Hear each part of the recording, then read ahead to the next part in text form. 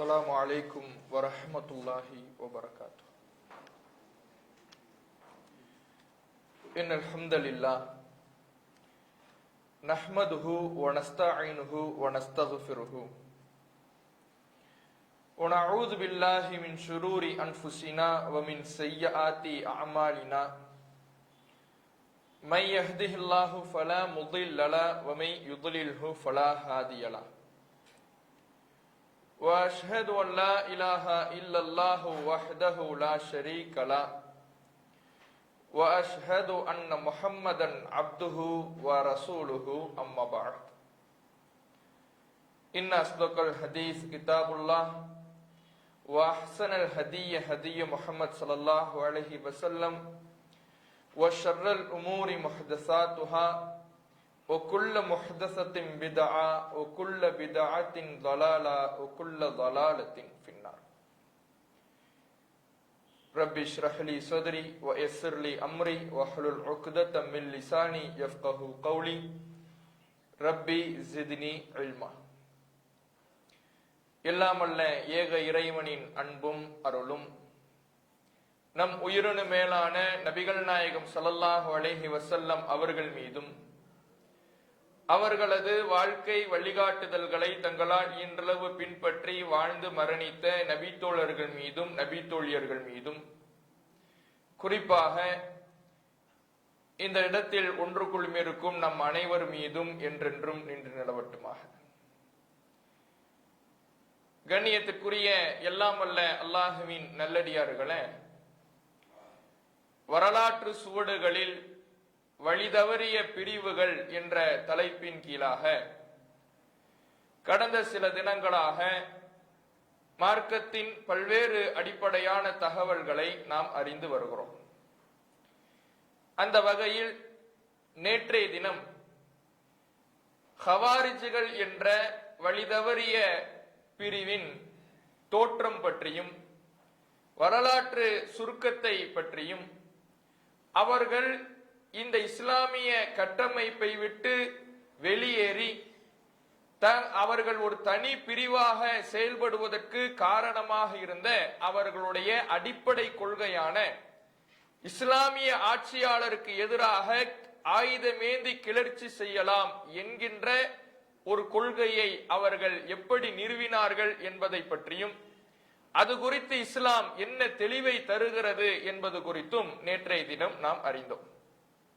அதில் ஹவாரிஜிகள் தங்களுடைய இந்த அடிப்படை கொள்கைக்கு அல்லாஹுக்கே தவிர அதிகாரம் இல்லை என்கின்ற வசனத்தை முன்வைத்து மக்களிடத்திலே பிரச்சாரம் செய்தார்கள்.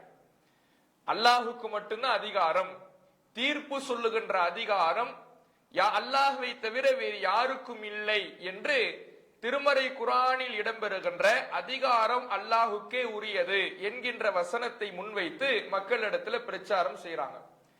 இந்த வசனம் அல்லாஹுக்கு மட்டுமே உரியதாக என்னென்ன அதிகாரங்கள் இருக்கிறதோ, மார்க்கத்தில் சட்டம் இயற்றுவது போல அல்லாஹுக்கு மட்டும் உரிய அதிகாரமாக என்ன இருக்கிறதோ அந்த அதிகாரத்தை பற்றித்தான் பேசுகிறதே தவிர உலக ரீதியாக மனிதர்கள் எடுக்கக்கூடிய முடிவுகளை பற்றி இந்த வசனம் பேசல. உலக ரீதியான விஷயங்கள்ல மனிதர்கள் தீர்ப்பு சொல்லலாம், முடிவுகளை வழங்கலாம், நீதிபதிகளாக மனிதர்கள் நியமிக்கப்படலாம் என்பதற்கு திருமறை குர்ஆனுடைய பல்வேறு வசனங்களை நாம் ஆதாரமாக பார்த்தோம். ஹவாரிஜிகள் அவர்களுடைய அடிப்படை கொள்கை இந்த வசனத்தை அவர்கள் முன்வைத்தாலும் திருமறை குர்ஆனுடைய பல்வேறு வசனங்கள் இவர்களுடைய இந்த விளக்கத்துக்கு எதிராக இருக்கிறது. அவர்களுடைய அடிப்படை கொள்கையே குர்ஆனுடைய அடிப்படைக்கு மாற்றமாக இருக்கிறது. இதுவரை நம்ம நேற்றைய தினம் பார்த்திருக்கிறோம். அதுல நாம கூடுதலாக தெரிய வேண்டியது என்னன்னா, ஒரு இஸ்லாமிய ஆட்சியாளர் இருக்கின்ற பொழுது அவருக்கு எதிராக கிளர்ச்சி செய்யக்கூடாது என்பதெல்லாம் நேற்றைய தினம் நாம பார்த்தாலும், வசனங்களின் அடிப்படையிலே அவர்களுடைய கொள்கை தவறு என்று நாம பார்த்தாலும், நபிகள் நாயகம் ஸல்லல்லாஹு அலைஹி வஸல்லம் அவர்கள் ஒரு இஸ்லாமிய ஆட்சியாளர் இருக்கின்ற பொழுது அந்த ஆட்சிக்கு கீழிருப்பவர்கள் எப்படி நடந்து கொள்ள வேண்டும் என்பதை நமக்கு தெளிவாக வழிகாட்டி விட்டு தான் சென்றிருக்கிறாங்க. நபிகள் நாயகம் ஸல்லல்லாஹு அலைஹி வஸல்லம் அவர்கள் இது குறித்து பேசக்கூடிய ஹதீஸ்கள் சஹீஹுல் புகாரியிலேயே 7052வது செய்தியிலிருந்து 7057வது செய்தி வரை ஒரு ஆட்சியாளர் இருக்கின்ற பொழுது அந்த ஆட்சிக்கு கீழ் இருப்பவர்கள் எப்படி நடக்க வேண்டும் என்பதை நமக்கு தெளிவுபட எடுத்து சொல்லுகிறார். நபிகள் நாயகம் ஸல்லல்லாஹு அலைஹி வஸல்லம் அவங்க சொல்றாங்க, இன்னக்கும் சதரவுன பஅதி அஸரத்தன் வ உமூரன் துன்கிருனஹா, எனக்கு பிறகு நீங்கள் உங்களை விட வேறு நபர்களுக்கு ஆட்சி செல்வதையும் ஆட்சி அதிகாரத்துல மற்றவர்கள் முன்னுரிமை வழங்கப்படுவதையும் நீங்கள் எதை வெறுக்கிறீர்களோ அப்படிப்பட்ட ஆட்சியாளர்கள் உங்களிடத்துல உருவாகுவதையும் எனக்கு பின்னால நீங்க பார்ப்பீங்க. எனக்கு பின்னாடி நான் சென்றதற்கு பின்னால இப்ப இந்த ஆட்சி முறை எப்படி இருக்குதோ அது மாதிரியே இருக்காது. பல்வேறு குழப்பங்கள் வரும், பல மோசமான காரியங்கள் வரும், அதையெல்லாம் நீங்க பார்ப்பீங்க. சஹாபாக்கள் கேட்கிறாங்க, ஃபமா தஅமுருனா யா ரசூலல்லாஹ், அல்லாஹ்வுடைய தூதரே அது போன்ற நிலையில் நாங்கள் என்ன செய்ய வேண்டும் என்று கட்டளையிடுகிறீர்கள்? ரசூலுல்லாஹ் சொல்றாங்க, அத்து இலைஹிம் ஹக்கஹும், நீங்கள் அவர்களுக்கு உரிமையை சரியான முறையில நிறைவேற்றுங்கள். கெட்ட ஆட்சியாளர்கள் வந்தாலும் கூட, மோசமானவர்கள் வந்தாலும் கூட, பெயரளவில் இஸ்லாமிய ஆட்சி என்று சொல்லப்பட்டாலும் கூட, அந்த ஆட்சியாளர்கள் முஸ்லிமாக இருந்தாலும் அவர்களிடத்தில் இஸ்லாம் கடைபிடிக்கப்படவில்லை என்றால், மார்க்கத்துக்கு புறம்பான பல்வேறு காரியங்கள் இடைபெற்றாலும் அவர்களுக்கு உரிய உரிமையை நீங்கள் வழங்குங்கள். வஸலுல்லாஹ ஹக்கக்கும், உங்களுடைய உரிமையை அல்லாஹ்விடத்தில் கேட்டுக்கொள்ளுங்கள். ஒரு ஆட்சியாளர் இருக்கிறார்னா அவருடைய ஆட்சியில நீங்கள் வெறுக்கத்தக்க பல விஷயங்களை பார்த்தாலும், அவருடைய ஆட்சியின் கீழே உங்களிடத்துல மோசமான நிலைகள் நடத்தப்பட்டாலும், மக்கள் ரொம்ப அநீதிக்குள்ளாக்கப்பட்டாலும், நியாயமான முறையில் ஆட்சி இல்லாவிட்டாலும் நீங்க அவர்களுக்கு கொடுக்க வேண்டிய உரிமையை கொடுக்கணும். என்ன உரிமை? அவர்களுக்கு கட்டுப்பட்டு நடக்கணும். அந்த ஆட்சியாளர் மோசமாகவே இருக்கட்டும், மார்க்கத்துக்கு புறம்பான பல காரியங்களை சட்டங்களாக இயற்றட்டும், மக்களுக்கு அநியாயம் செய்யட்டும், அநியாயமான முறையில் ஆட்சி நடத்தட்டும், என்ன செஞ்சாலும் அவர்களுக்கு நீங்க கட்டுப்படுங்க என்று நபிகள் நாயகம் ஸல்லல்லாஹு அலைஹி வஸல்லம் சொல்லி காட்டுறாங்க. அதே மாதிரி அல்லாஹ்வுடைய தூதர் அவர்கள் அடுத்த செய்தியில சொல்றாங்க, மன் கரிஹ மின் அமீரிஹி ஷைஅன் ஃபல்யஸ்பிர், யார் ஒரு ஆட்சியாளரிடமிருந்து வெறுக்கத்தக்க ஒரு அம்சத்தை பார்க்கிறாரோ ஃபல்யஸ்பிர், அவர் பொறுமையாக இருக்கட்டும், அவர் கிளர்ச்சி செய்யக்கூடாது, அந்த ஆட்சியாளருக்கு எதிராக ஆயுதம் ஏந்திடக்கூடாது, அவர் அமைதி காக்க வேண்டும். ஃபைன்னஹு மன் ஹரஜ மின சுல்தான் ஷிப்ரன் மாத்த மீத்தத்த ஜாஹிலியா, யார் ஒரு இஸ்லாமிய ஆட்சியாளரிடமிருந்து ஒரு ஜான் அளவுக்கு விலகி செல்கிறாரோ அவர் அறியாமை கால மரணமாக மரணிப்பார். அவர் இந்த இஸ்லாமிய அடிப்படை கொள்கையிலிருந்து மரணித்தவராக இருக்க மாட்டாரு.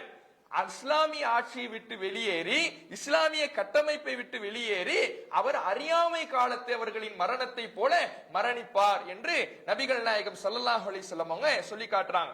அதே போல அதற்கு அடுத்த செய்தியில் அல்லாஹ்வுடைய தூதர் அவர்கள் சொல்றாங்க, சஹாபாக்கள் அறிவிக்கிறாங்க, பாயஅனா அல ஸம்இ வ தாஅத்தி ஃபீ மன்ஷத்தினா வ மக்ரஹினா வ உஸ்ரினா வ யுஸ்ரினா, நாங்கள் சந்தோஷமா இருக்கும் பொழுதும், மகிழ்ச்சியா கஷ்டத்தில் இருக்கும் பொழுது, கவலையில் இருக்கும் பொழுதும், எங்களிடத்துல கஷ்டமான சூழல் இருக்கும் பொழுதும், நல்ல நிலைமை இருக்கும் பொழுதும், எல்லா சூழல்கள்லையும் செவியேற்க வேண்டும், கட்டுப்பட வேண்டும். ஒரு ஆட்சியாளருக்கு செவியேற்க வேண்டும், கட்டுப்பட வேண்டும் என்று நபிகள் நாயகம் ஸல்லல்லாஹு அலைஹி வஸல்லம் அவர்கள் எங்களிடத்துல உடன்படிக்கை செய்தாங்க. இது நபிகள் நாயகம் ஸல்லல்லாஹு அலைஹி வஸல்லம் அவர்கள் ஒரு இஸ்லாமிய ஆட்சியாளர் இருந்தார் என்றால் அந்த ஆட்சிக்கு கீழே இருப்பவர்கள் எப்படி நடக்கணுங்கிற தெளிவான வழிகாட்டல கத்தறாங்க. ஒரு சில மோசமான விஷயங்கள் நடந்தாலும், மக்கள் அநீதிக்குள்ளாக்கப்பட்டாலும், நியாயமான முறையில ஆட்சி நடத்தப்படாவிட்டாலும் அந்த ஆட்சியில அந்த ஆட்சியாளருக்கு கட்டுப்பட்டு தான் இருக்கணும். அவர்கள் கிளர்ச்சி செய்யக்கூடாது, ஆயுதமேந்தி புறப்பட்டு விடக்கூடாது, பொறுமை காக்கணும், அல்லாஹ்விடத்திலே துஆ செய்ய வேண்டும், அல்லாஹ்விடத்திலே தங்களுக்கான உரிமையை கோர வேண்டும் என்று நபிகள் நாயகம் ஸல்லல்லாஹு அலைஹி வஸல்லம் சொல்லிட்டு, இதெல்லாம் எதுவரைங்கிறதையும் ரசூலுல்லாஹ் நமக்கு தெளிவுபடுத்துறாங்க. எதுவரை இப்படி எல்லாம் நடந்துக்கலாம் என்பதையும் நபிகள் நாயகம் ஸல்லல்லாஹு அலைஹி வஸல்லம் அவர்கள் நமக்கு தெளிவுபடுத்துறாங்க. அல்லாஹ்வுடைய தூதர் அவர்கள் சொல்றாங்க, கைஃப அன்த இதா கானத் அலைக உமரா, உங்களுக்கு சில ஆட்சியாளர்கள் வருவார்கள், யுஅஹிருன ஸலாத்த அன் வக்திஹா, தொழுகையை அதனுடைய நேரத்தை விட்டு பிற்படுத்துவார்கள். தொழுகைக்குன்னு ஒவ்வொரு நேரம் இருக்குல்ல, ஒவ்வொரு வேளை தொழுகைக்கும் ஆரம்ப நேரம்னு ஒண்ணு இருக்குது, முடிவு நேரம்னு ஒண்ணு இருக்குது. இந்த முடிவு நேரத்தை எல்லாம் தாண்டி இப்ப லுஹருக்கு ஒரு நேரம் இருக்குது, அசருனுடைய நேரம் வரை லுஹருக்கான நேரம் இருக்குது. ஆனா லுஹர் தொழுகை எப்ப தொழுகிறது? அசர்னுடைய நேரத்துல தொழுவிக்கிறது. இப்படி ஒவ்வொரு வேளை தொழுகையையும் அதனுடைய நேரத்துல தொழாம அவர்கள் நேரத்தை கடத்துவார்கள், பிற்படுத்துவார்கள். சலாத்தன் வக்திஹா, அல்லது தொழுகையை அதற்குண்டான நேரத்துல இல்லாமல் ஆக்கிடுவாங்க. இப்படியான ஆட்சியாளர்கள் வருவாங்க. தொழுகை விஷயத்துல அவர்கள் தொழுகையை அதற்குண்டான நேரத்துல நிறைவேற்ற மாட்டாங்க. ஏன்னா ஏன் ரசூலுல்லாஹ் எப்படி சொல்றாங்கன்னா, அன்றைய காலகட்டத்துல ஆட்சியாளர் தான் இமாம். யார் ஆட்சி செய்யறாரோ அவர் தான் தொழுகைக்கான இமாமாக இருப்பார். அப்ப ஆட்சியாளரா இருக்கிறாரு. அந்த தொழுகை அங்க அந்த இடத்துல எப்படி நடைமுறைப்படுத்தப்படும்னா அதற்கான நேரத்தில் நடைமுறைப்படுத்தப்படாது. தொழுகைக்கு எந்த எல்லையை ரசூலுல்லாஹ் கடைசி எல்லையாக சொல்றாங்களோ அந்த கடைசி எல்லைக்குள்ளே தொழுகை நடத்தப்படாது. தொழுகையினுடைய நேரத்தை பிற்படுத்துவாங்க. அந்த நேரத்துல தொழாம நேரத்தை கடத்துவாங்க. லொஹர போய் அசர்ல நேரத்துல தொலைவிக்கிறது, அசர போய் மகரிபு நேரத்துல தொலைவிக்கிறது, ஃபஜ்ர ரொம்ப நேரம் தாமதிக்கிறது. இப்படி ஒவ்வொரு வேளை தொழுகையையும் தாமதிச்சு அதற்குண்டான நேரத்தில் நிறைவேற்றாம அவர்கள் தொழுகையை இல்லாமல் ஆக்கிடுவாங்க. இப்படியான ஆட்சியாளர்கள் வருவார்கள். சஹாபாக்கள் கேட்கிறாங்க, ஃபமா தஅமுருனி, ரசூல் அல்லாஹ்வுடைய தூதரே இப்படியானவர்களை நாங்க கண்டா நாங்க என்ன செய்யணும்னு சொல்றீங்க? அப்ப நபிகள் நாயகம் ஸல்லல்லாஹு அலைஹி வஸல்லம் சொல்றாங்க, சல்லி ஸலாத்தல் வக்திஹா, தொழுகையை அதற்குண்டான நேரத்துல நீங்க தொழுதுங்க, நீங்க அதற்குண்டான நேரத்துல தொழுதுடுங்க. ஆட்சியாளர் தொழுகையிலே இது போன்ற வரம்பு மீற செயலில் ஈடுபட்டாலும் கூட தொழுகைக்கான நேரம் என்னன்னு உங்களுக்கு தெரியும்ல, நீங்க தனிப்பட்ட முறையிலே அதற்குண்டான நேரத்துல தொழுகை நிறைவேற்றிடுங்க. ஃபைன் அதரக்தஹா மஅஹும், அவர்களோடு நீங்கள் தொழ வேண்டிய நிலை ஏற்பட்டுச்சுன்னா. ஏன்னா இஸ்லாமிய ஆட்சி இருக்கும் பொழுது ஒருத்தர் அந்த ஜமாத்தை இமாமத்தை புறக்கணித்துக் கொண்டே இருக்கவும் முடியாது. இவர் புறக்கணிப்பது இதற்காக இவர் புறக்கணிக்கிறார் என்று தெரிந்தால் அந்த ஆட்சியாளரால் இவர் தண்டனைக்கு கூட உட்படுத்தப்படலாம். அந்த ஆட்சியாளர் இவர் மீது வரம்பு கடக்கலாம். அது போன்ற சூழலில் உங்களுக்கு ஒரு நெருக்கடி ஏற்படும்னா, அவர்களுடைய ஜமாத்தை நீங்கள் அடைய வேண்டிய நிலை ஏற்படும்னா ஃபஸல்லி, அப்போது அவர்களோடும் சேர்ந்து நீங்க தொழுதுங்க. ஃபஇன்னஹா லக நாஃபிலா, இது உங்களுக்கு உபரியானதாக மாறிடும். அப்ப நபிகள் நாயகம் ஸல்லல்லாஹு அலைஹி வஸல்லம் இஸ்லாமிய ஆட்சியாளர்கள் தொழுகை விஷயத்துல வரம்பு மீறுகிற நிலையில இருந்தாலும் கூட அவர்களுடைய விஷயத்துல நீங்க கிளர்ச்சி செய்யக்கூடாதுங்கிறத இந்த செய்தியின் மூலமா சொல்றாங்க. அவர்களுக்கு எதிராக புறப்படக்கூடாது. நீங்க தனிப்பட்ட முறையில அதற்கான நேரத்துல தொழுகை நிறைவேற்றிடுங்க. அவர்களுடைய ஜமாத்துல அவர்களுடைய இமாமத்துல போய் ஜாயின் பண்ண வேண்டிய இணைய வேண்டிய ஒரு சூழல் வந்தால் கூட அதுல நீங்க இணைஞ்சு தொழுதுங்க என்று நபிகள் நாயகம் ஸல்லல்லாஹு அலைஹி வஸல்லம் சொல்றாங்க. இந்த செய்தியிலிருந்து இன்னொரு சட்டமும் நம்ம தெரிஞ்சுக்கலாம். என்ன சட்டம்? இப்போ ஒரு இமாம் இருக்கிறார், அவர் இணை வைக்கல, ஷிர்க் வைக்கல, ஆனா பிதஅத் செய்றவராக இருக்கிறார், மார்க்கத்தில் இல்லாத காரியத்தை செய்பவராக இருக்கிறார். அப்படி பிதஅத் செய்யக்கூடியவராக இருப்பார் என்றால் அவருக்கு பின்னால் நம்ம நின்று தொழுது கொள்ளலாம். அது அவருடைய இமாமத்தின் தகுதியை இழக்க செய்து விடாது. இணை வைக்கக்கூடியவராக இருந்தால் மட்டும்தான் அவருடைய அவர் இமாமத்தினுடைய தகுதியிலிருந்து போயிடுவாரு. அவருக்கு இமாமத்து வைக்கக்கூடிய தகுதி இல்ல. ஒருத்தர்கிட்ட இணை வைப்பு சுத்தமா இல்ல, பிதஅத் செய்யறாரு, மார்க்கத்துல இல்லாத காரியத்தை செய்யறாரு, அவரு இமாமத்து வைக்கிறாருன்னா அப்ப சேர்ந்து தொழுது கொள்ளலாம் என்பதை இந்த செய்தியிலிருந்து விளங்கலாம். ஏன் இந்த ஆட்சியாளர் என்ன பண்றாங்க? தொழுகையை அதற்குண்டான நேரத்துல தொழுவணும், அந்தந்த நேரத்துல தொழுவுறதுதான் சரி. அந்தந்த நேரத்துல தொழுவாம இவங்க நேரத்தை கடத்துறாங்க. இப்ப நேரத்தை கடத்துறாங்கன்னா இவர்கள் மார்க்கத்துல இல்லாத ஒரு நடைமுறை உண்டாக்குறாங்க. மார்க்கத்துல இல்லாத நடைமுறை இவர் உண்டாக்குனாலும் இவருடைய ஜமாத்துல நீங்க சேர்ந்து தொழுவுங்கன்னு ரசூலுல்லாஹ் சொன்னதிலிருந்து இந்த சட்டமும் நமக்கு கிடைக்குது. அப்ப ஒரு நபிகள் நாயகம் ஸல்லல்லாஹு அலைஹி வஸல்லம் அவர்கள் ஆட்சியாளருக்கு கட்டுப்பட்டு நடக்கின்ற விஷயத்துல அவர் தொழுகையில வரம்பு மீறினாலும் கூட நீங்க கிளர்ச்சி செய்யக்கூடாது, பொறுமை காக்கணும், அமைதி காக்கணும். நபிகள் நாயகம் ஸல்லல்லாஹு அலைஹி வஸல்லம் அவர்கள் சொல்லக்கூடிய செய்தி, அதாவது 7056 முஸ்லிம் புகாரில 7056, இதெல்லாம் எது வரனா அன்லா நுனாசிஅல் அம்ர அஹ்லஹு இல்லா அன் தரவ் குஃப்ரன் பவாஹன் இந்தக்கும் மினல்லாஹி ஃபீஹி புர்ஹான். ஒருவருடைய விஷயத்துல தெளிவான ஆதாரத்தின் அடிப்படையில தெளிவான குஃப்ரை நீங்கள் பார்த்தாலே தவிர அவருக்கு நீங்க கட்டுப்பட்டு நடக்கணும். ஒரு இஸ்லாமிய ஆட்சியாளர்கிட்ட தெளிவான குஃபுர் வந்துருச்சு, அப்பதான் இந்த கட்டுப்பாட்டிலிருந்து நீங்க விலகணும். அவருக்கு முரண்பட்டு நடக்கணுமே தவிர அந்த இஸ்லாமிய ஆட்சியாளரிடத்துல மற்ற அநியாயங்கள் இருந்தால் கூட நீங்க அமைதியாக இருங்க, பொறுமை காத்துக்கிட்டு இருங்க, கிளர்ச்சி செய்யாதீங்க என்று நபிகள் நாயகம் ஸல்லல்லாஹு அலைஹி வஸல்லம் சொல்றாங்க.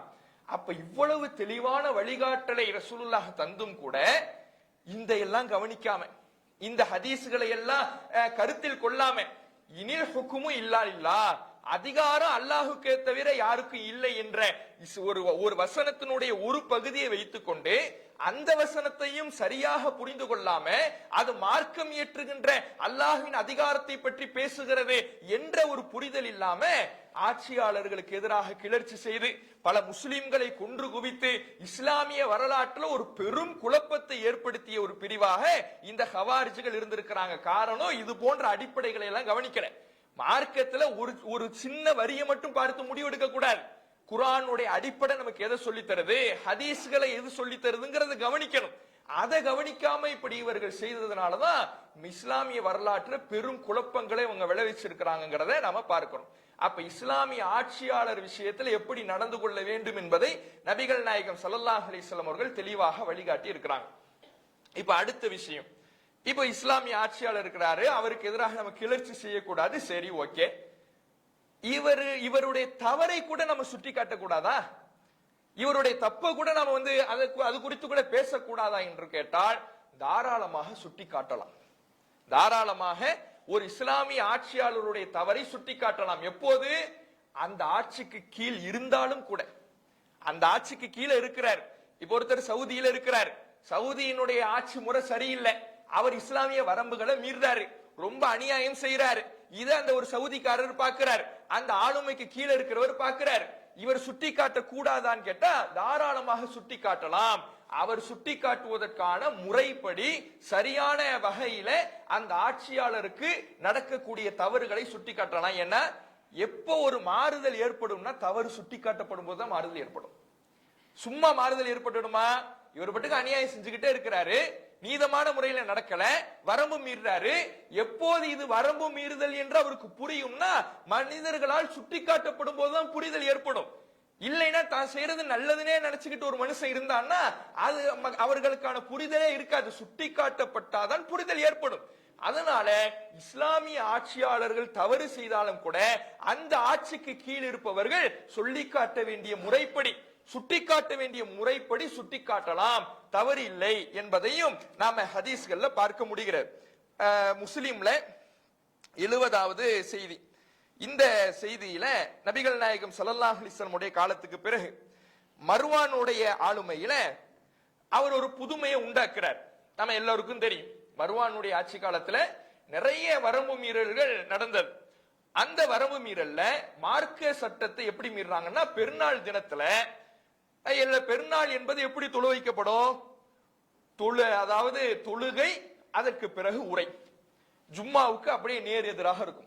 ஜும்மாவுல உரை தொழுகை, பெருநாள்ல தொழுகை உரை, இப்படி இருக்கும். இவர் என்ன பண்றாருன்னா முதல்ல போய் மிம்பர்ல ஏறாரு. முதல்ல பெருநாள் தொழுகைக்கு மிம்பரே வைக்க கூடாது. இவர் என்ன பண்றாரு? உரை நிகழ்த்துவதற்காக மிம்பரில் ஏறுகிறார். அப்போ ஒரு மனிதர் தடுக்கிறார்.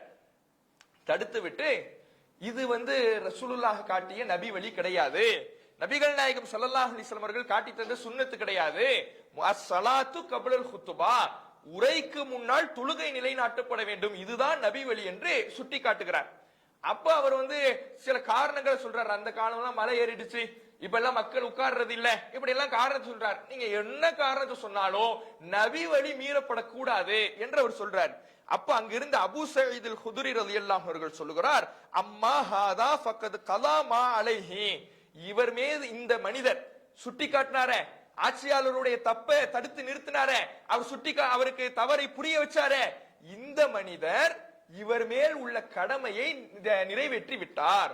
இவருக்கு என்ன கடமை இருந்துச்சோ, ஒரு தப்ப பார்த்தா சுட்டி காட்டணுங்கிற கடமை இருக்குதுல்ல, அந்த கடமையை இந்த மனிதர் நிறைவேற்றி விட்டார் என்று அபூ சயீத் அல் குத்ரி ரலியல்லாஹு அவர்கள் சொல்லிவிட்டு ரசூலுல்லாஹ் அறிவித்த செய்தியும் சொல்றாங்க.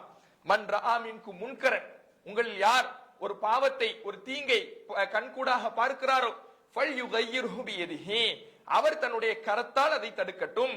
ஃபஇல்லம் யஸ்ததி, அவர் அதற்கு சக்தி பெறவில்லை என்றால் ஃபபிலிசானிஹி, தன்னுடைய நாவால் தடுக்கட்டும். ஃபஇல்லம் யஸ்ததி, அதற்கும் அவர் சக்தி பெறவில்லை என்றால் ஃபபி கல்பிஹி, உள்ளத்தால் வெறுத்து ஒதுங்கட்டும். ذالک அஃபுல் ஈமான், உள்ளத்தால் வெறுத்து ஒதுங்குவது என்பது ஈமானில் பலவீனமான நிலை. கல்யால தடுக்க முடிஞ்சா கையால தடுங்க, நாவால தடுக்க முடியுமா நாவால தடுங்க, இல்லைன்னா உள்ளத்தால் வெறுத்து ஒதுங்குங்க. ஆனால் உள்ளத்தால் வெறுத்து ஒதுங்குவது பலவீனமான நிலை ரசூலுல்லாஹ் சொன்னாங்க. இந்த ஹதீஸை மேற்கோள் காட்டி மருவான் தொழுகைக்கு முன்னாலே உரை நிகழ்த்த பெருநாள் அன்றைக்கு ஏறும் பொழுது ஒரு மனிதர் தடுக்கிறார். தடுத்த மனிதரை பார்த்து அபூ சயீத் ரலியல்லாஹு அன்ஹு அவர்கள் சொல்றாரு, இவர் தன்னுடைய நாவால் பாவத்தை தடுத்து தப்ப சுட்டிக்காட்டி தன்மேல் உள்ள கடமையை நிறைவேற்றி கொண்டார் என்று அவர் சொல்லக்கூடிய செய்தியை பார்க்கிறோம். அப்ப ஒரு ஆட்சியாளராக ஒருவர் இருக்கும் பொழுது அந்த ஆட்சியாளர் தன்னுடைய தவறை, அந்த ஆட்சியாளருக்கு அவருடைய தவறை சுட்டிக்காட்டுவது மார்க்க அடிப்படையில தவறு இல்ல என்பதை இந்த ஹதீஸின் மூலமாக நாம் அறிந்து கொள்ளலாம். அதே போல நசாயி என்ற ஹதீஸ் கிரந்தத்துல பதிவு செய்யப்பட்டிருக்கிறது. நாம் அனைவரும் அறிந்த செய்தி தான். நசாயில 4138வது செய்தி. அதுல நபிகள் நாயகம் ஸல்லல்லாஹு அலைஹி வஸல்லம் சொல்றாங்க, கலிமத்து ஹக்கின் அஃதலுல் ஜிஹாத், ஜிஹாதுல மிகச்சிறந்தது எது என்றால் கலிமத்து ஹக்கின் இந்த சுல்தானின் ஜாயிர், அநியாயக்கார ஆட்சியாளர் இடத்துல உண்மையை எடுத்து சொல்வது. மிகச்சிறந்த ஜிஹாத் எதுன்னா ஒரு ஆட்சியாளர் அநியாயம் செய்யும் பொழுது அவரிடத்துல உண்மையை சுட்டிக்காட்டுவது, உண்மையை எடுத்து சொல்வது, உண்மையை பேசுவது, இதுதான் மிகச்சிறந்த ஜிஹாத் என்று சொல்லி இருக்கிறாங்க.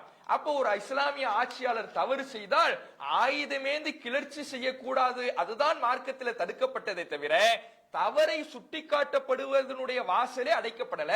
தவறை தாராளமாக சுட்டிக்காட்டலாம் என்பது இந்த ஹதீஸ்கள்ல இருந்து நமக்கு தெரிய வருகிறது.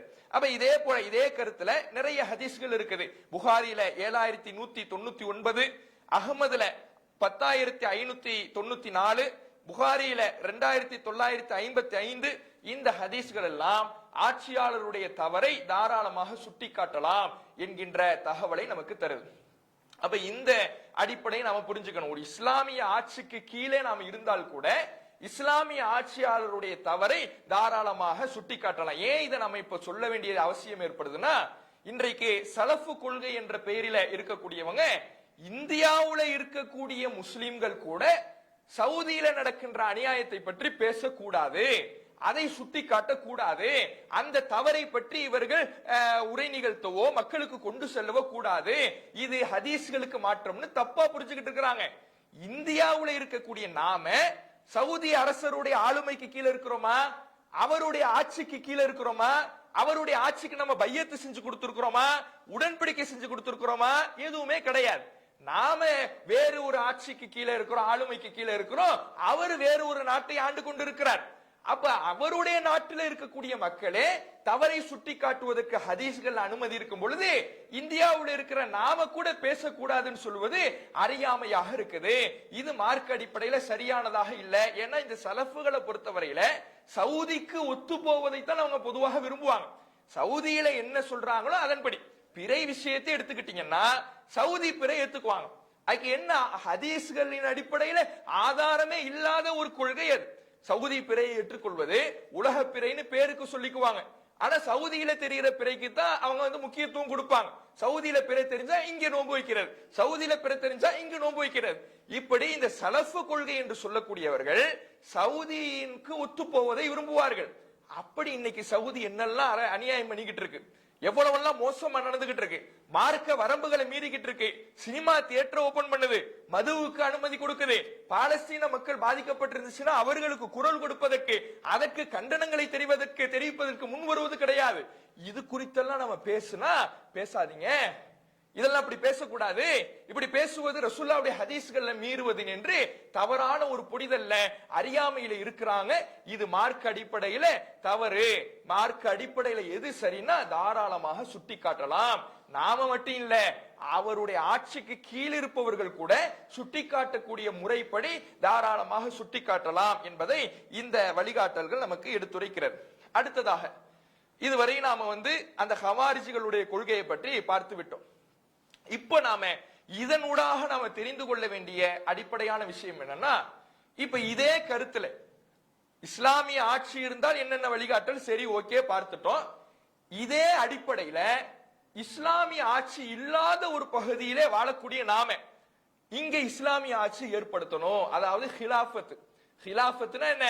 ஹிலாஃபத்துங்கிற அரபு வார்த்தைக்கு ஒருவர் பின் ஒருவர் ஆட்சிக்கு வருவது, அதான் ஹிலாஃபத். ஒருத்தர் இருந்தார்னா அவருக்கு பின்னாடி இன்னொருத்தவர், அவருக்கு பின்னாடி இன்னொருத்தவர், இப்படி வருவதற்கு பேர் தான் ஹிலாஃபத் ஆட்சி முறை.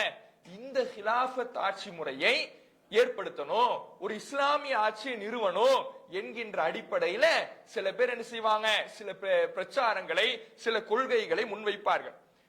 இது இப்படி ஒரு வழிகாட்டல் முதல்ல இஸ்லாத்தில் இருக்குதா?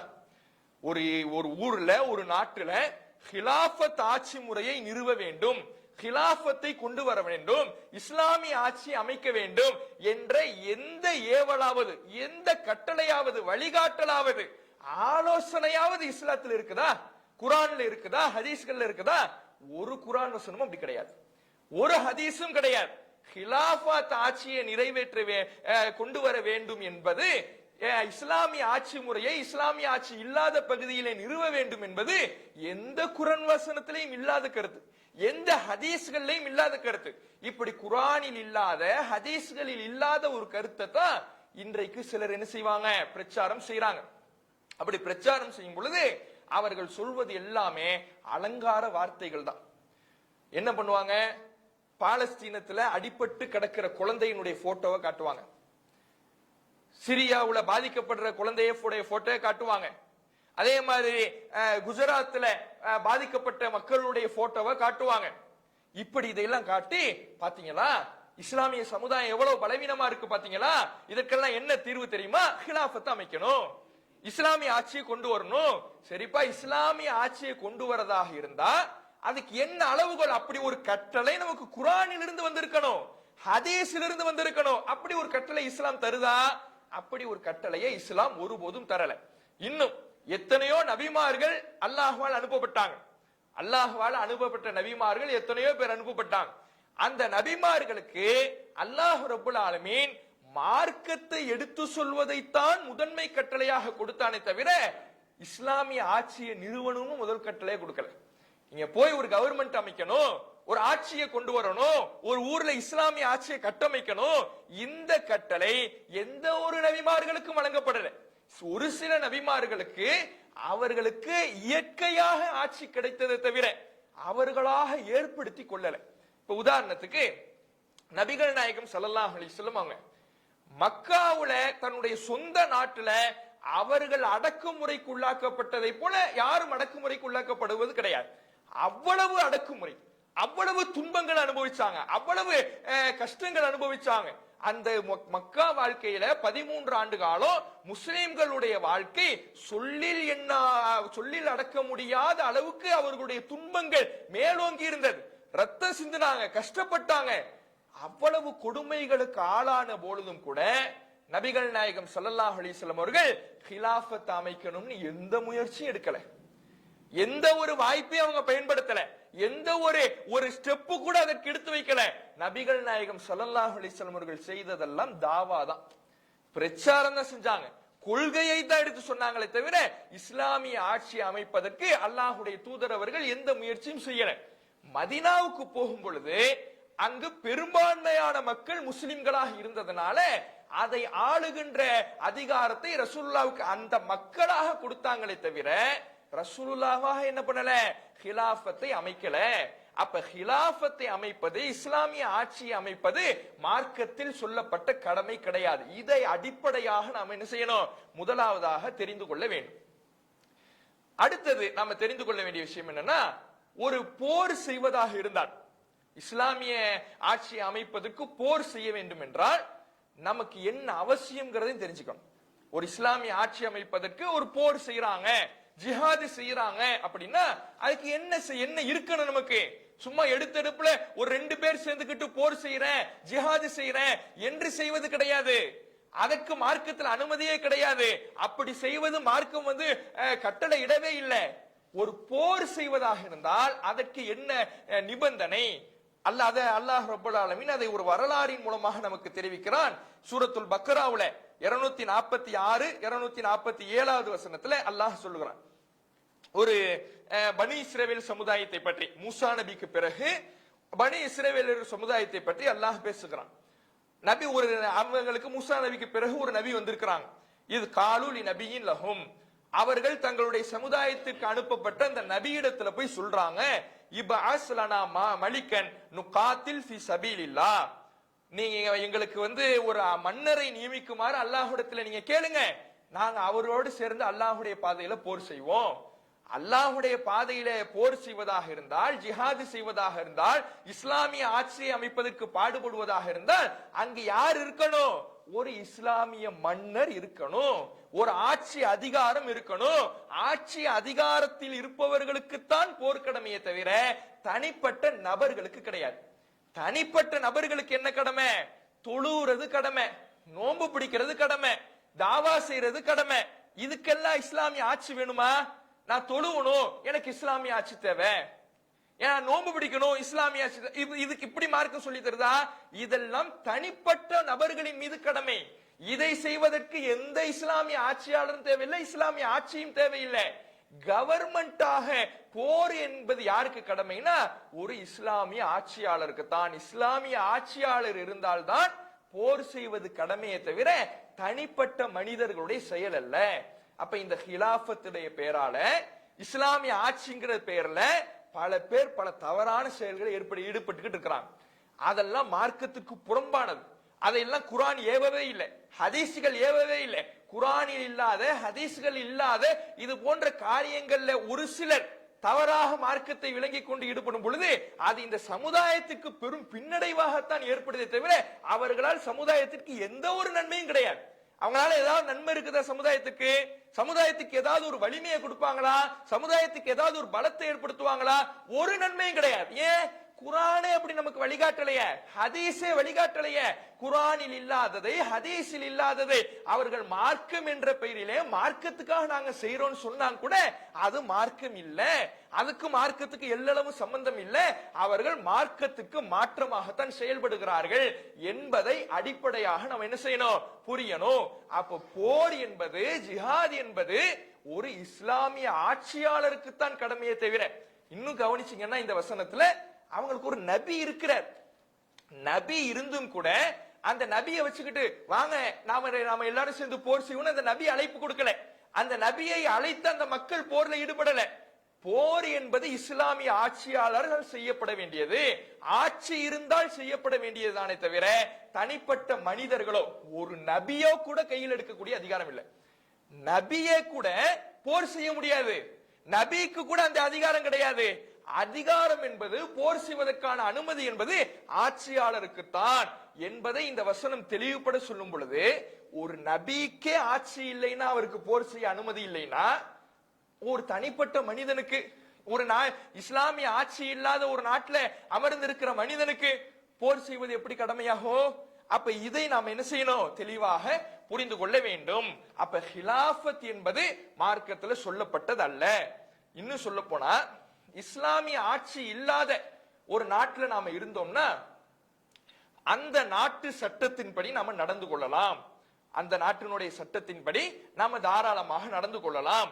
அதே போல அந்த நாட்டினுடைய அரசு பொறுப்புகளையும் நாம வகிக்கலாம். இதெல்லாம் மார்க்கத்துல அனுமதிக்கப்பட்ட விஷயம்தான். இதை நபி யூசுப் அலைஹிஸ்ஸலாம் அவர்களுடைய வரலாற்றிலிருந்து நம்ம தெரிந்து கொள்ளலாம். யூசுப் நபி அவர்கள், யாக்கூப் நபியினுடைய மற்ற மகன்கள், யூசுப் நபி அவர் கிணத்துல வீசுறாங்க. அவர் ஒரு அமைச்சர் எடுத்து செல்லப்படுறாரு.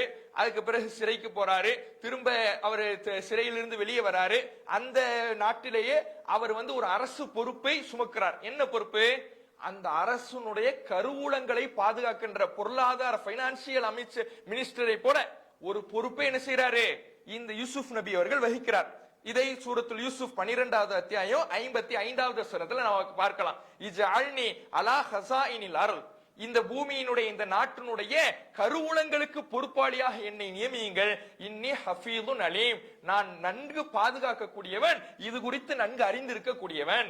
இந்த பொருளாதாரம் குறித்து எனக்கு நிறைய தெரியும், இந்த பொருளாதாரத்தை நல்ல முறையில நான் பாதுகாப்பேன், எனக்கு என்ன இந்த பொருளாதார துறையில நியமிங்க.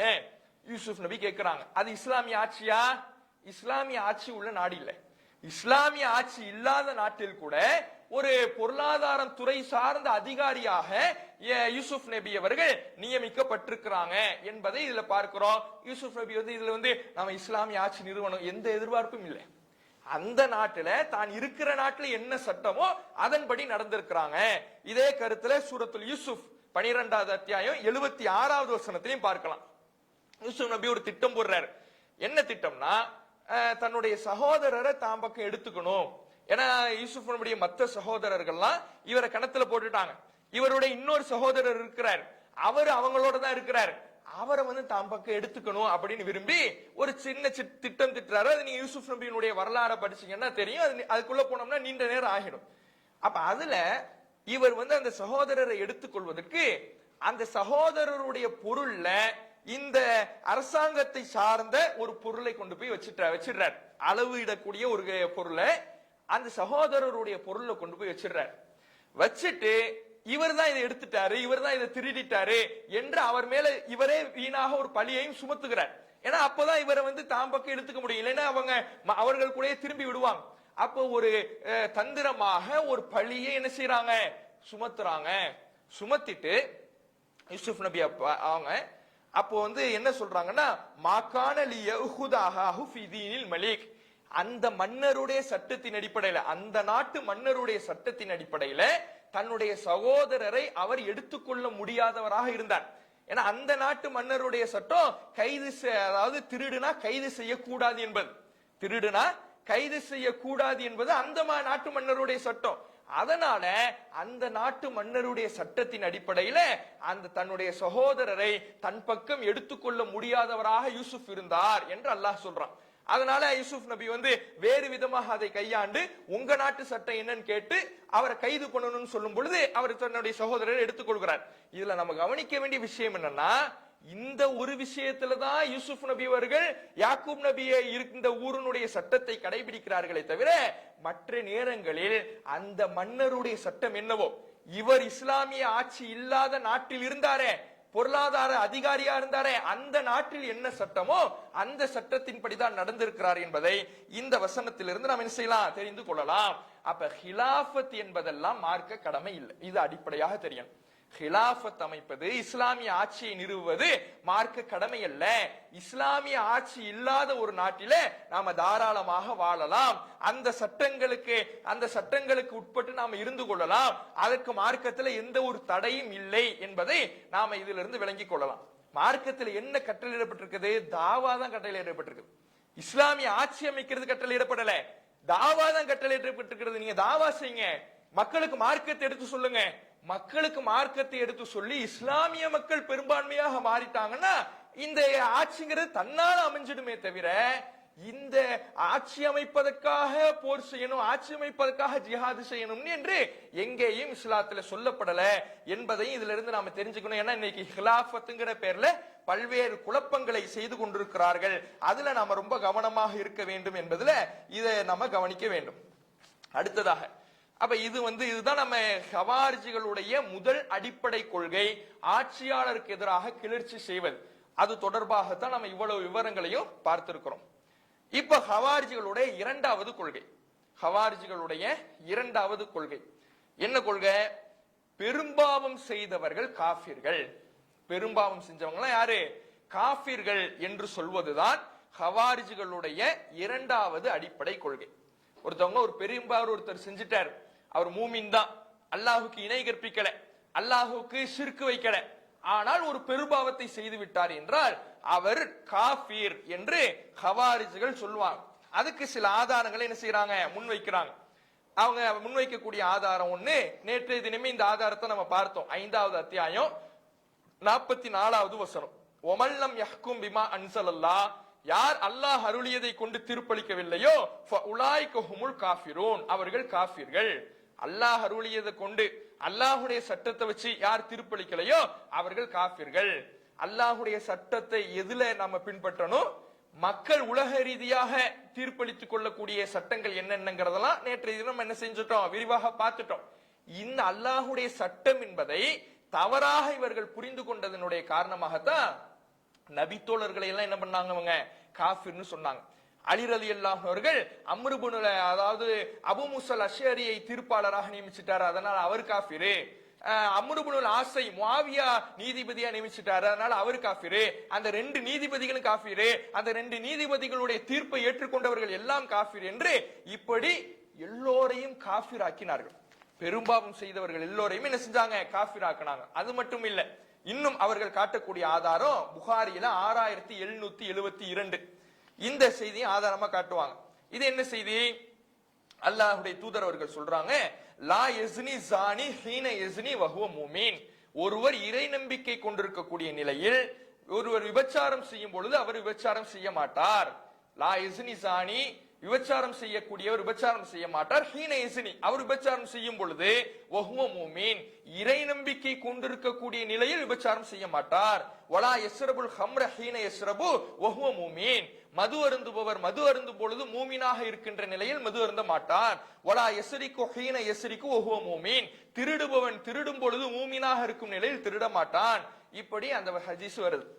அப்ப இந்த ஹதீஸை வச்சு அப்ப திருடுவது பெரும்பாவம், அந்த திருடுவதை செய்யும் பொழுது அவர் மூமினா இருக்க மாட்டார்னா அப்ப என்னவா தான் இருப்பாரு? காஃபிரா தான் இருப்பாரு. விபச்சாரம் செய்வது பெரும்பாவம், விபச்சாரம் செய்யும் போது அவர் மூமினா இருக்க மாட்டார்னா அவர் காஃபிரா தான் இருப்பாரு. அதே போல மது அருந்துவது பெரும்பாவம், மது அருந்துபவர் மது அருந்தும் பொழுது மூமினாக இருக்க மாட்டார்னா காஃபிராகத்தான் இருப்பாரு. அப்ப பெரும்பாவங்கள் செய்வது காஃபிர், பெரும்பாவங்கள் செய்தவர் காஃபிர் என்று சர்வ சாதாரணமாக எல்லோரையும் காஃபிர்னு சொன்னாங்க. ஒருத்தன் பெரும்பாவம் செஞ்சிட்டாலே அவன் காஃபிரு. காஃபிர் மட்டும் இல்ல, அவர் நிரந்தர நரகத்தில் இருப்பார். அவருக்கு என்ன கிடையாது? மன்னிப்பே கிடையாது. ஷிர்க் எப்படி மன்னிக்கப்படாத குற்றமோ, ஷிர்க் எப்படி நிரந்தர நரகத்திற்குரிய குற்றமோ, அதுபோல இந்த பெரும்பாவத்தை செய்தவரும் நிரந்தர நரகத்தில் இருப்பார். அவர் காஃபிரு, அவர் மன்னிப்பே கிடையாது என்று இந்த ஹவாரிஜிகள் ஒரு கொள்கையை பிரச்சாரம் செய்வதை என்ன செஞ்சோம் பார்த்தோம். இதுதான் அவங்களுடைய இரண்டாவது மிகப்பெரிய அடிப்படையான கொள்கை. அவங்க பிரிந்தது, இந்த இஸ்லாமிய கட்டமைப்பை விட்டு வெளியேறியது இஸ்லாமிய ஆட்சியாளருக்கு எதிராக கிளர்ச்சி செய்யலாம் என்கின்ற அடிப்படை கொள்கையாக இருந்தாலும் அந்த கொள்கையில அப்படியே கொஞ்சம் கொஞ்சமா வளர்ந்து வளர்ந்து வளர்ந்து அவர்கள் பிற்காலத்தில் உருவாக்கி கொண்ட மிக முக்கியமான ஒரு கொள்கை பெரும்பாவங்கள் செய்தவர்கள் காஃபிர் என்ற கொள்கை. இந்த கொள்கையை இஸ்லாம் எப்படி பார்க்குது, இது சரியா என்பதை முதல்ல நம்ம தெரிஞ்சுக்கணும்.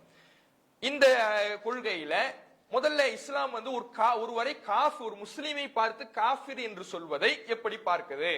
அல்லாஹ்வுடைய தூதர் அவர்கள் சொல்லக்கூடிய ஹதீஸ் முஸ்லிம்ல 111வது செய்தி.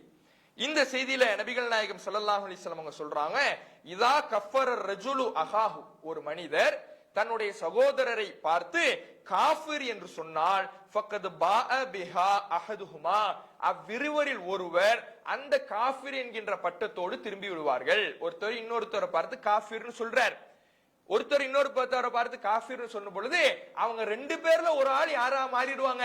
காஃபிரா மாறிடுவாங்க என்று இந்த ஹதீஸ்ல இடம்பெறுகிறது. அதை தொடர்ந்து அதுக்கு அடுத்த செய்தியிலே ரசூலுல்லாஹ் சொல்றாங்க, ஐயுமா இம்ரஇன் காலலி அஹீஹி யா காஃபிர், ஒரு மனிதன் தன்னுடைய சகோதரனை பார்த்து காஃபிரே என்று கூறுகிறான் என்றால், தன்னுடைய சகோதரனை பார்த்து நீ காஃபிரே என்று சொல்லுகிறான் என்றால் ஃபக்கத் பாஅ பிஹா அஹதுஹுமா, அவ்விருவரில் ஒருவர் அதை கொண்டு திரும்புவார். ரெண்டு பேர்ல யாராவது ஒரு ஆள் காஃபிரா இருப்பாங்க. அதே மாதிரி தான் சொல்றாங்க, முந்தைய செய்தி மாதிரி சொல்லிட்டு இந்த செய்தியில ரசூலுல்லாஹ் கூடுதலாக என்ன சொல்றாங்கன்னா, இன்கான கமா கால, அவரு அந்த சொன்னவர் சொன்ன மாதிரியே அவர் உண்மையிலே காஃபிரா இருந்தார்னா அவர் தான் காஃபிர்.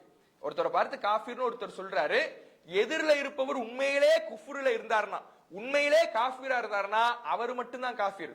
வ இல்லா, அப்படி அவர் காஃபிரா இல்லைன்னா ரஜஅத் அலைஹி, சொன்னவருக்கு எதிராகவே அது திரும்பிடும், சொன்னவரே காஃபிரா மாறிடுவாரு என்று நபிகள் நாயகம் ஸல்லல்லாஹு அலைஹி வஸல்லம் சொல்றாங்க.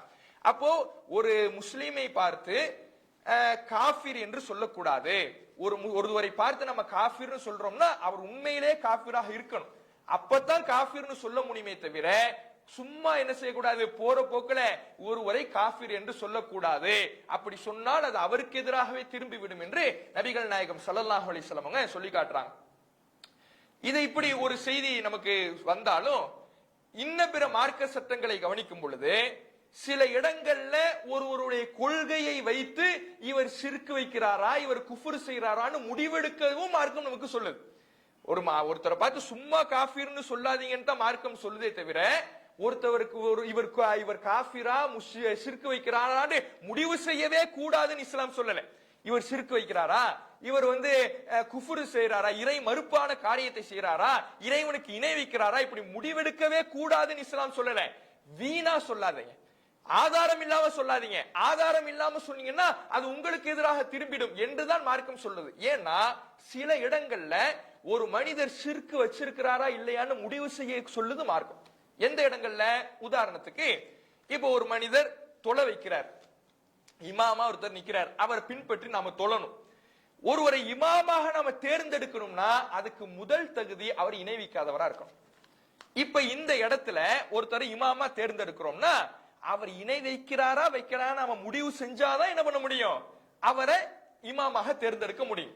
அப்போ ஒருத்தர் பொதுவாகவே இணை வைக்கக்கூடியவர்னு சொல்லக்கூடாதுன்னா, இவர் காஃபிர் நம்ம சொல்லக்கூடாதுன்னா, அல்லாஹ் சொன்ன இந்த சட்டத்தை பின்பற்ற முடியுமா?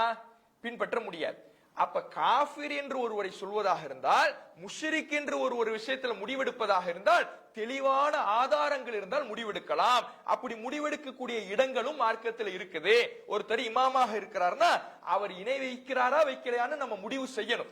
அல்லாஹ் குர்ஆன்ல சூரத்து தௌபாவுல 9வது அத்தியாயம் 17வது வசனத்துல சொல்றான், மாகானில் முஷ்ரிகீன ஐ யஅமுரு மசாஜிதல்லாஹ் ஷாஹிதீன அலா அன்ஃபுஸிஹிம் பில் குஃப்ர். இறை மறுப்பை கொண்டு தங்களுக்கு எதிராகவே சாட்சி சொல்லக்கூடிய நிலையில் இருக்கின்ற இணை வைப்பாளர்களுக்கு அல்லாஹ்வுடைய பள்ளிவாசல்களை நிர்வகிப்பது அனுமதி இல்லை. அல்லாஹ்வுடைய பள்ளிவாசலை நிர்வகிக்கிறார், நிர்வாகத்தினுடைய முதன்மை பொறுப்பே இமாமத்து தான். அந்த இமாமாக ஒருத்தர் நிக்கிறாரு, ஆனா அவரிடத்துல குஃபுர் இருக்குது, இணை வைக்கக்கூடியவரா இருக்கிறார்னா அவருக்கு இமாமத்தாக இருப்பது தகுதி இல்லை என்று நபிகள் அல்லாஹ் ரப்பல் ஆலமீன் திருமறை குர்ஆன்ல சொல்லி காட்டுறான். அப்ப இந்த இடத்துல என்ன பண்றது? பொதுவா காஃபிர்னே ஒரு மனிதர் விஷயத்துல முடிவெடுக்க கூடாது அப்படி மார்க்கம் சொல்லல. முடிவெடுக்கக்கூடிய சூழலும் இருக்குது. ஒரு விஷயத்துல ஆதாரம் இருந்தால், தெளிவான சான்றுகள் இருக்கும் என்றால், இவர் செய்யக்கூடிய இவர் பின்பற்றக்கூடிய கொள்கை இணைவிப்பு கொள்கை, இவர் செய்யக்கூடிய காரியம் இணைவிப்பு காரியம் என்று தெளிவாக ஆதாரபூர்வமாக தெரியும் என்றால் அவர்கள் விஷயத்துல இணை வைப்பவர் என்று நாம் என்ன செய்யலாம், முடிவெடுக்கலாம் என்று இந்த ஆதாரம் நமக்கு சொல்லி தருது. அதே மாதிரி சூரத்து தௌபாவுல அதே 9வது அத்தியாயம் 113வது வசனத்துல அல்லாஹ் சொல்லி காட்டுகிறான். இப்போ ஒருவரை இமாமத்தாக தேர்வு செய்வதற்கான சட்டத்தை பார்த்தோம். ஒருவருக்கு ஜனாசா தொழ வைக்கணும்னா, ஒருத்தர் மௌத்தாயிட்டாரு, இப்ப அவருக்கு ஜனாசா தொழ வைக்கணும். ஜனாசா தொழுகைனா என்ன? அவருக்காக பாவ மன்னிப்பு கேட்பதுதான். யாருக்கு பாவ மன்னிப்பு கேட்கலாம்? மௌத்தானவரு ஷிர்க்ல இல்லாம இருந்தாதான் பாவ மன்னிப்பு கேட்கலாம். இப்ப என்ன அவசியம் ஏற்படுது? இவர் ஷிர்க்ல இருந்தாரா இல்லையா முடிவு செய்ய வேண்டிய அவசியம் ஏற்படுது. பொதுவாகவே ஷிர்க்ல இருந்தார்னு முடிவு செய்யவே கூடாது, ஒருத்தவரை முஷ்ரிக்னு முடிவு செய்யக்கூடாது, ஒருத்தவரை காஃபிர்னு முடிவு செய்யக்கூடாது அப்படி மார்க்கம் சொல்லல. ஆதாரம் இல்லாம முடிவு செய்யாதீங்க, தெளிவான சான்று இல்லாம முடிவு செய்யாதீங்க. அப்படி முடிவு செஞ்சா அந்த ஃபத்வா உங்களுக்கு எதிராகவே திரும்பிடும். சான்று இருக்கும்னா தேவையான நேரங்கள்ல தாராளமாக முடிவு செய்து கொள்ளலாம். ஒருவரை இமாமாக நியமிக்கும் பொழுது அவர் ஷிர்க் வைக்கிறாரா இல்லையா முடிவு செய்யணும்.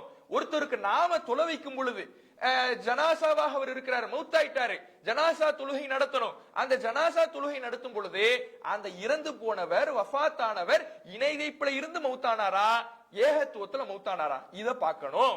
அப்படி பார்த்து இணை வைப்புல இருந்து மௌத்தானா அவருக்கு ஜனாசா தொழுகை கிடையாது, பாவ மன்னிப்பு தேடக்கூடாது. ஏகத்துவத்துல மௌத்தானாதான் பாவ மன்னிப்பு தேடணும் என்கின்ற சட்டத்தை அல்லாஹ் ரப்பல் ஆலமீன் சொல்லி காட்டுகிறான்.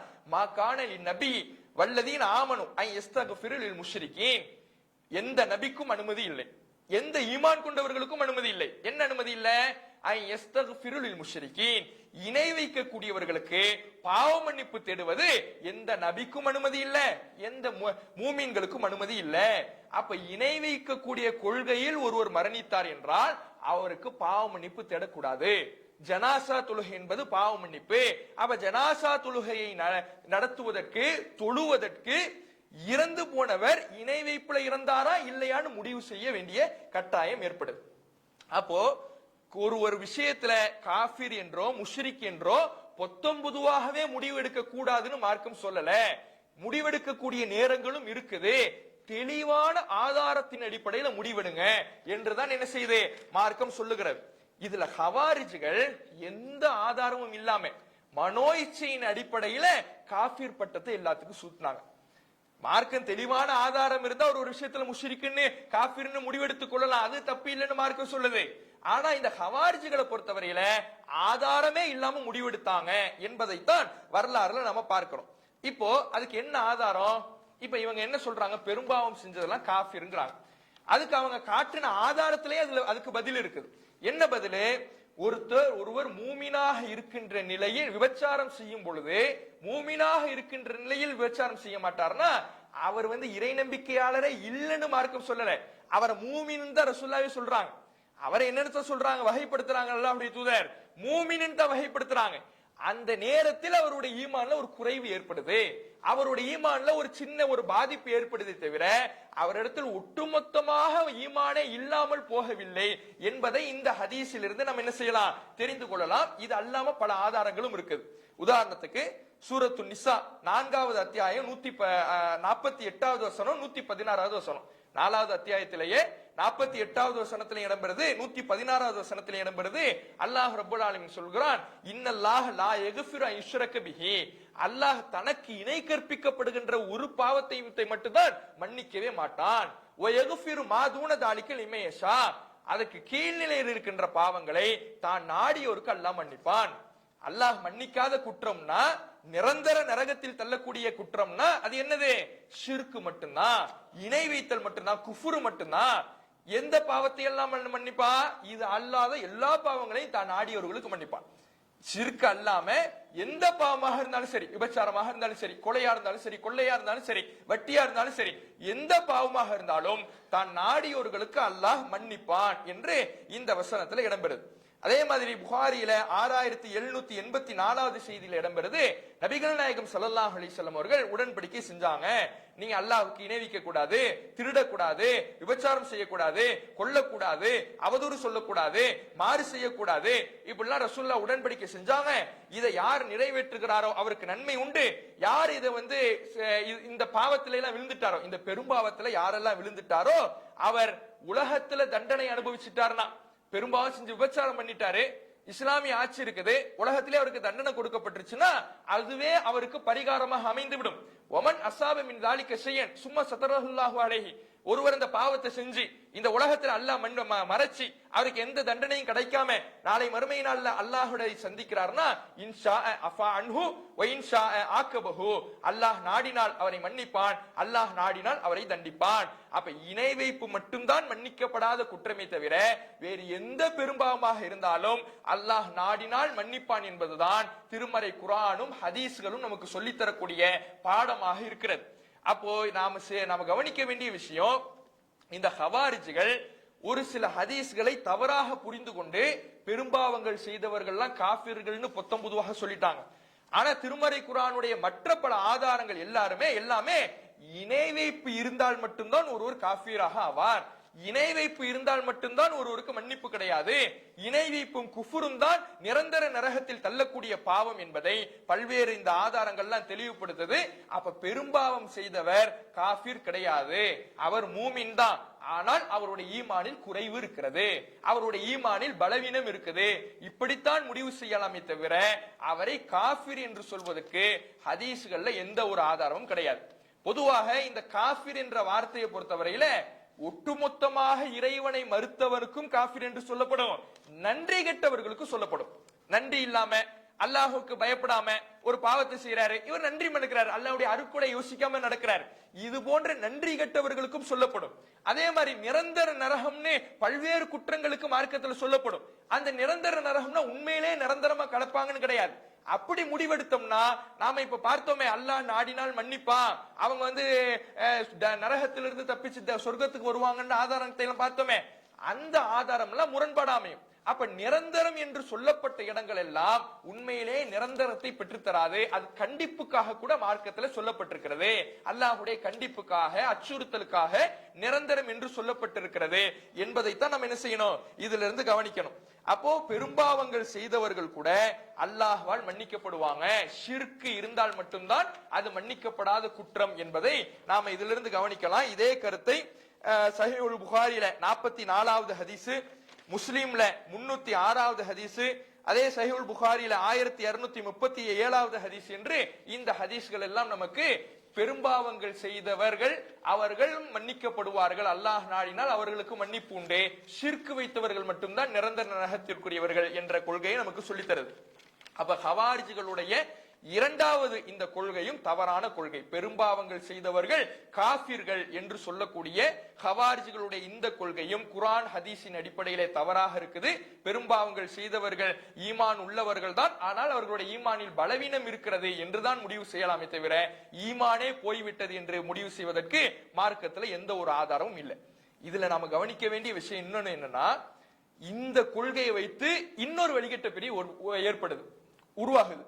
இப்போ ஹவாரிஜிகள் ஹிஜ்ரி 37ல உருவாகுறாங்க. அந்த நேரத்துல தான் இந்த முஆவியா ரலியல்லாஹு அவர்களுக்கும் அலி ரலியல்லாஹு அவர்களுக்கும் சண்டை ஏற்பட்டு சமாதான பேச்சுவார்த்தை நடக்குது. அதுல இருந்து தான் தனி பிரிவாக ஹிஜ்ரி 37ல தான் உருவாகுறாங்க. ஹிஜ்ரி 80 வாக்குல இன்னொரு கூட்டம் ஒண்ணு உருவாகுது. என்ன கூட்டம்னா, அந்த கூட்டத்துக்கு பேரு முஅத்தஸிலான்னு சொல்லுவாங்க. அந்த கூட்டத்துக்கு பேரு முஅத்தஸிலான விலகியவர்கள். இவர்கள் உருவாவதற்கு காரணமே ஹவாரிஜிகளுடைய இந்த கொள்கை தான். பெரும்பாவங்கள் செஞ்ச காஃபிர்னு சொன்னாங்களே, இந்த கொள்கை தான் முஅத்தஸிலான ஒரு தனி பிரிவு உருவாவதற்கே காரணமா அமையுது. என்ன, எப்படி? இந்த ஹிஜ்ரி 80 வாக்குல ஹசனுல் பஸ்ரி, இவர் ஒரு தாபி, ஒரு மிகச்சிறந்த தாபி. இந்த ஹசனுல் பஸ்ரி என்பவர் பள்ளிவாசல் உட்கார்ந்து மக்களுக்கு மார்க்கத்தை போதித்துக் கொண்டிருக்கிறார். தன்னுடைய மாணவர்களுக்கு கேட்கக்கூடிய கேள்விகளுக்கு பதில் சொல்லி கொண்டிருக்கிறார். அப்போ ஒரு மனிதர் எழுந்திருச்சு கேட்கிறாரு, யா இமாம் அவர்களே, இது இந்த பெரும்பாவங்கள் செய்தால் காஃபிர் என்ற ஒரு கொள்கை, ஹவாரிஜிகள் இதை வஈதியா என்ற பெயர்ல சொல்றாங்க. வஈதியா என்கின்ற பெயர்ல ஹவாரிஜிகள் பெரும்பாவம் செய்தால் காஃபிர் என்கின்ற ஒரு கொள்கையை சொல்றாங்க. உங்களுடைய பார்வையில இது என்ன? அவர் மூமினா காஃபிரா? பெரும்பாவம் ஒருத்தர் செஞ்சிட்டார்னா அவர் மூமினா காஃபிரா என்று ஒரு கேள்வியை ஒரு மனிதர் வந்து ஹசனுல் பஸ்ரிட்ட கேட்கிறார். அப்ப ஹசனுல் பஸ்ரி கொஞ்சம் யோசிக்கிறார். இந்த கேள்விக்கு பதில் சொல்வதற்கு யோசித்துக் கொண்டிருக்கிறார், ஆதாரங்களை அசை போட்டுக் கொண்டிருக்கிறார். அப்ப அந்த அவையில் இருந்த ஹசனுல் பஸ்ரியினுடைய மாணவராக இருந்த வாசில் பின் அத்தா என்பவர் ஹசனுல் பஸ்ரி பதில் சொல்வதற்கு முன்பே எழுந்திருச்சு, அவர் மூமினும் இல்ல காஃபிரும் இல்ல, அவரு மூமினும் இல்ல காஃபிரும் இல்ல, அவர் இரண்டுத்துக்கும் இடைப்பட்ட நிலையில இருக்கிறாரு என்று ஒரு பதில சொல்றார். பதில சொல்லிட்டு இந்த குழுவை விட்டு விலகி அங்க பள்ளிவாசலுடைய வேறொரு பகுதியில தனி குழுவாக போய் அமர்றார். இந்த வாசில் இப்னு அத்தா என்பவர் இவராக ஒரு பதிலை சொல்லி அவர் மூமினும் இல்ல காஃபிரும் இல்லங்கிறார். மார்க்கத்துல ரெண்டே நிலை தான், ஒன்னு மூமின்னு சொல்லணும், இல்லைன்னா காஃபிர்னு சொல்லணும். இந்த ரெண்டு நிலை தான் மார்க்கத்துல இருக்கு. இல்ல இவர் ரெண்டத்துக்கு இடைப்பட்ட நிலை என்று ஒரு முடிவை சொல்லுகிறார். இது குர்ஆன் ஹதீஸின் அடிப்படையில் என்ன கிடையாது, சரியான முடிவு கிடையாது. அப்ப ஹவாரிஜிகளுடைய கொள்கையை பற்றி ஹசனுல் பஸ்ரி இடத்துல கேள்வி கேட்கப்படுது. ஹசனுல் பஸ்ரி பதில் சொல்வதற்கு முன்னால் வாசில் இப்னு அத்தா எழுந்திருச்சு, பெரும்பாவம் செய்தவர் மூமினும் இல்ல காஃபிரும் இல்ல, இரண்டத்திற்கும் இடைப்பட்ட நிலையில இருக்கிறார். அல் மன்சிலத்து பைனல் மன்சிலத்தைன், இரண்டு நிலைகளுக்கு இடைப்பட்ட நிலையில இருக்கிறார்னு ஒரு பதில் சொல்றார். சொல்லிட்டு தனி ஒரு குழுவாக பள்ளிவாசலுடைய இன்னொரு புறத்துல சேர்ந்து அவருக்கென்று சில சீடர்களை மாணவர்களை உருவாக்குறார். இப்படி பள்ளிவாசல்ல வேறொரு குழுவாக விலகி போய் இருக்கிறாங்களே, இதனாலதான் இவர்களுக்கு அல் முஅத்தஸிலா, விலகியவர்கள்னு சொல்லப்படுது. அப்ப ஒரு கொள்கையை வைத்து இன்னொரு வழிகட்ட பிரிவு உருவாகுது, அவங்க தான் முஅத்தஸிலாக்கள். இந்த முஅத்தஸிலாக்கள்கிட்ட இன்னொரு கொள்கை இருக்கு. என்ன கொள்கை?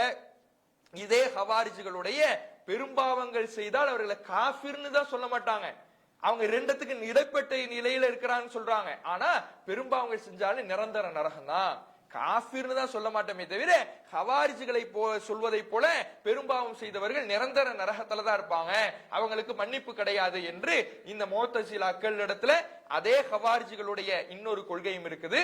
அதே மாதிரி இஸ்லாமிய ஆட்சியாளருக்கு எதிராக கிளர்ச்சி செய்யணுங்கிறது இருக்குல்ல, ஹவாரிஜிகளுடைய அடிப்படை, அந்த கொள்கை யார்கிட்ட இருக்கு? முஅத்தஸிலாக்கள்கிட்ட இருக்கு.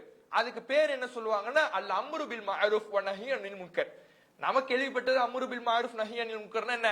நன்மையை ஏவுறது தீமையை தடுக்கிறது. நன்மையை ஏவுறது தீமையை தடுக்கிறதுன்னு ஒரு பேரை வச்சுக்கிட்டு அதுக்கு இவங்க சொல்லக்கூடிய விளக்கம் என்ன?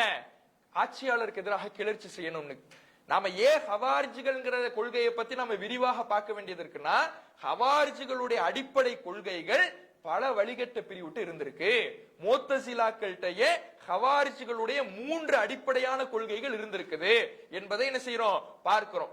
அப்போ இந்த விஷயத்துல நாம கவனமாக இருக்கணும். பெரும்பாவங்கள் செய்தவர்கள் காஃபிர் அல்ல, அவர்கள் மூமின்கள் தான். ஈமானில் பலவீனம் இருக்குது, இதுதான் சரியே தவிர ஹவாரிஜிகளுடைய கொள்கை சரியில்லை என்பதை நாம புரிந்து கொள்ளணும்.